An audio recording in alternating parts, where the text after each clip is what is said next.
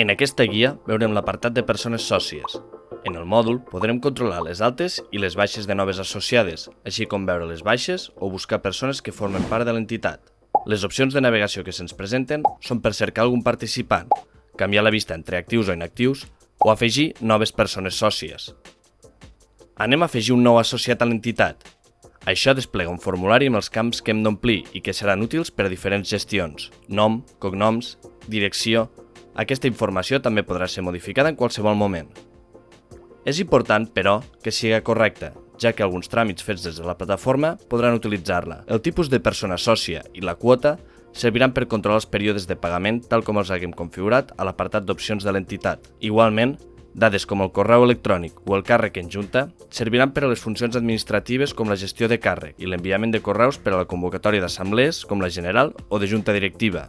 Omplertes les dades, podem guardar la persona sòcia. Veiem com al llistat de persones apareix el participant que hem afegit. Ara el podrem esborrar i modificar. Cliquem al botó d'editar. En aquesta nova vista tindrem diferents opcions. Per defecte veurem l'apartat de dades principals, on podrem modificar la informació de la persona. Anem a actualitzar la seva fotografia. Una vegada ho haguem fet, guardem. A períodes en l'associació podrem controlar l'alta i la baixa del mateix, i si ostentava algun càrrec durant el període. Si la persona assumeix un nou càrrec dins l'entitat o es va donar de baixa fa temps i vol tornar, no farà falta que l'entrem de nou. Simplement afegim un nou període d'alta. Si està de baixa, apareixerà en l'apartat d'associats inactius. El llistat de quotes ens permetrà dur un control dels pagaments efectuats.